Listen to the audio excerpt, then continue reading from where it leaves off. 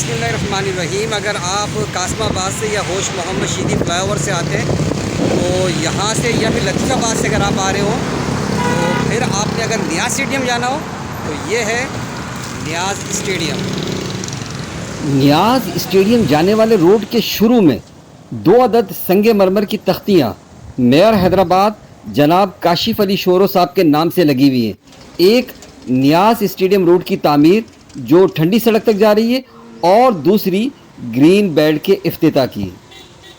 میں اس وقت موجود ہوں نیاز اسٹیڈیم روڈ پر, اور یہ نیاز اسٹیڈیم روڈ جو ہے کسی دور کے اندر بالکل جو ہے پورا روڈ جو ہے سمجھ لیں کہ ٹوٹا پھوٹا ہوا تھا, اور یہ پورا جو بیلٹ تھا یہ کچرا کوڑی بنا ہوا تھا.